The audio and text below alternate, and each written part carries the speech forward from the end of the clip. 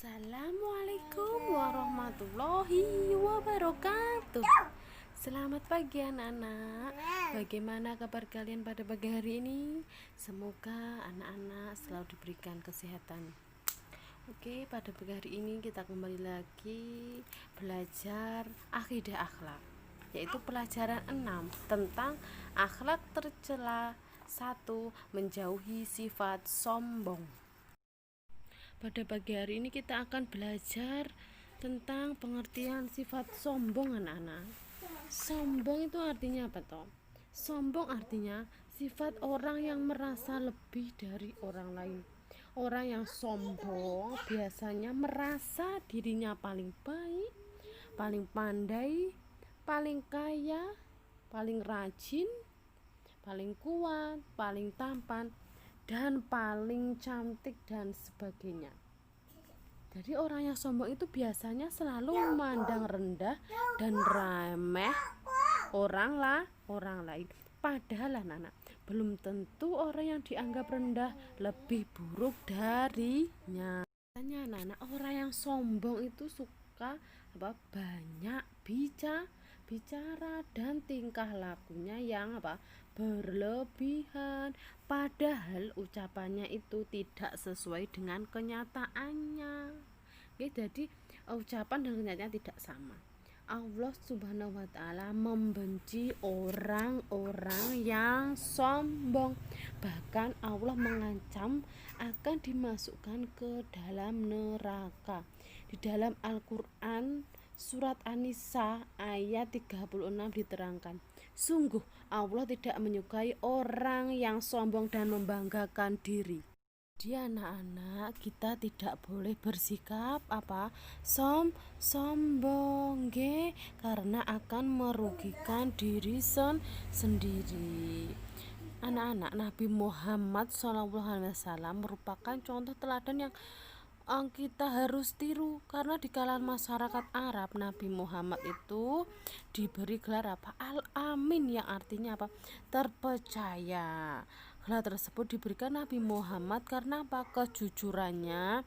Meskipun mendapatkan gelar tersebut, Nabi Muhammad tidak pernah sombong. Nabi Muhammad tetap rendah hati. Sifat sombong tidak boleh ditiru. Karena karena akan merugikan diri sendiri dan orang lain. Sombong disebut juga tinggi hati anak-anak, dan merupakan akhlak tercela atau akhlak mazmumah yang harus kita hindari dan kita jauhi. Jadi kita harus benar-benar menghindari dan menjauhi sifat sombong.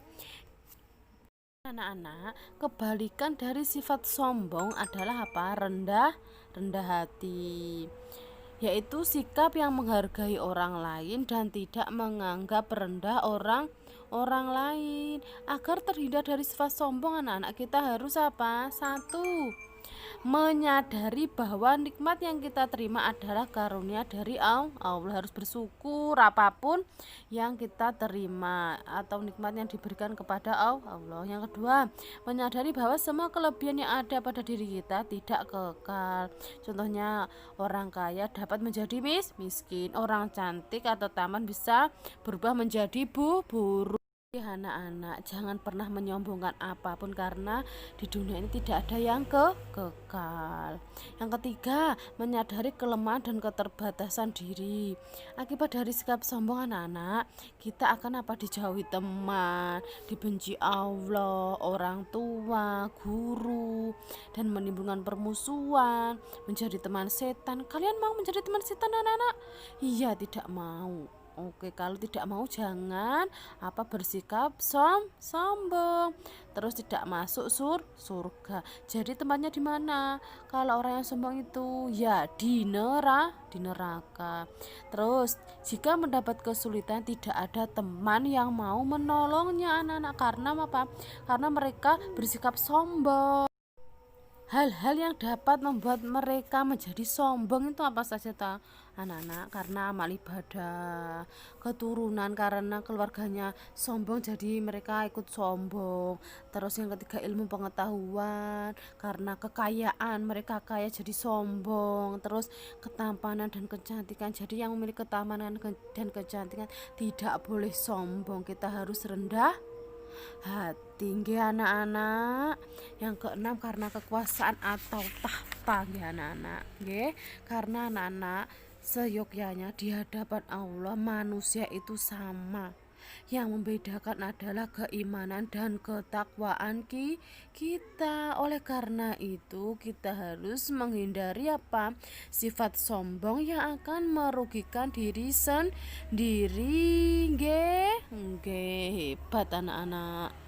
Anak Bu Guru punya kisah Alkomah yang sombong dan durhaka kepada orang tuanya anak-anak. Alkomah itu siapa tuh anak-anak?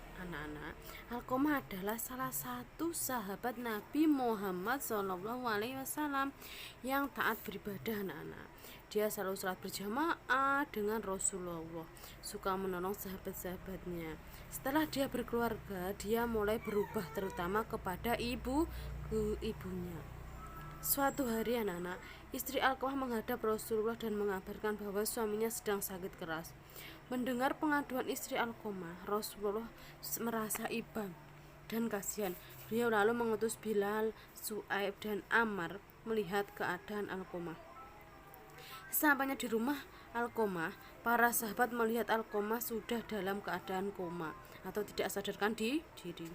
Bilal lalu mentalkinnya untuk mengucapkan la ilaha illallah dengan cara membisikkan di telinganya. Tetapi anak-anak, anehnya mulut Alkomah seakan-akan terkunci berulang kali.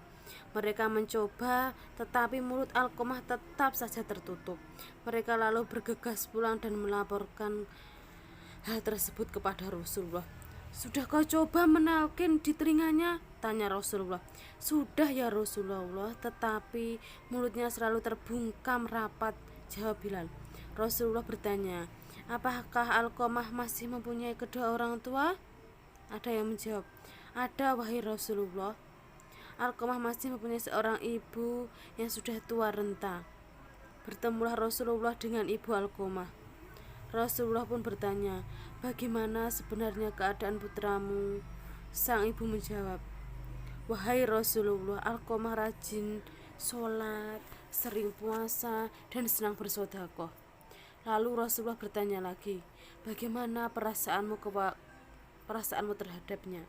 Dia menjawab, saya marah kepadanya, sebab dia menyakiti hatiku dan durhaka kepadaku. Mendengar ucapan ibu Alkomah, Rasulullah menjadi mengerti apa yang menyebabkan Alkomah merasa sakit yang cukup lama. Itu karena Alkomah terlalu bersikap sombong dan durhaka kepada ibunya. Baiklah, jika ibu tidak mau memaafkan Alkomah, Alkomah tidak akan bisa mengucapkan kalimat syahadat dan dia akan mati dalam keadaan kafir, kata Rasulullah. Biarlah dia masuk neraka, kata ibu Alkomah. Perasa bujukannya tidak berhasil meluluhkan hati ibunya, maka Rasulullah mencari cara lain. Hei sahabat Bilal, kumpulkanlah kayu bakar sebanyak-banyaknya, perintah Rasulullah kepada Bilal. Untuk apa kayu bakar itu ya Rasulullah? Tanya Bilal keheranan. Akan aku gunakan untuk membakar Alkomah. Daripada dia hidup terus menerus tersiksa seperti ini, lebih baik kita bakar saja agar lebih cepat mati. Itu lebih baik daripada dia menanggung sakit lebih lama lagi, jawab Rasulullah. Mendengar Rasulullah itu, dengar perkataan Rasulullah itu, ibu Alkomah tersentak, hatinya langsung luluh, membayangkan apa jadinya jika anakku dibakar hidup-hidup. Lalu ia pun menghadap Rasulullah sambil menangis terisak. Wahai Rasulullah, jangan kau bakar anakku, kasihanilah dia. Aku telah memaafkan apa yang telah diperbuatnya terhadapku. Tatapnya memelas. Mendengarkan hal itu, legalah Rasulullah, karena telah berhasil meluluhkan hati seorang ibu yang telah menaruh dendam kepada anak lelakinya. Beliau lalu mendatangi Alqamah dan menuntunnya membaca talqin. Berbeda dengan sebelumnya, mulut Alqamah lantas bergerak mengucapkan kalimat syahadat anak-anak dan zikir seperti yang dituntunkan Rasulullah. Alqamah kemudian menghembuskan nafasnya yang terakhir setelah fasih mengucapkan kalimat syahadat. Ia meninggal dengan husnul khotimah. Jiwanya telah menjadi tenang karena telah diampuni dosanya oleh ibu kandungnya. Dari kisah tersebut anak-anak bisa kita ambil hikmah dan pelajaran yang dapat diterapkan dalam kehidupan sehari-hari, yaitu yang pertama, jauhilah sifat sombong, karena siapa saja baik itu kepada adik, kakak, orang tua, teman, guru, orang yang lebih tua dari kita dan orang yang lebih muda dari kita, sifat sombong akan merugikan diri kita sendiri. Yang kedua, jauhilah sifat sombong yang dapat menyakiti hati orang tua kita, baik dalam perkataan maupun perbuatan. Anak-anak, walaupun kalian rajin sholat, mengaji, solehah, tapi jika kalian durhaka kepada orang tua, kalian tidak akan masuk surga, nggih? Jadi kalian harus selalu menghormati orang tua, tidak boleh membentak ataupun berkata yang menyakiti hati, terutama ibu, nggih. Anak-anak harus turut atau manut kepada perkataan orang tua, bapak atau ibu, nggih. Tidak boleh sombong kepada siapapun. Dari kisah ini kita banyak mengambil hikmah dan pelajaran. Anak-anak, kalian harus ingat surga itu terletak di telapak kaki ibu.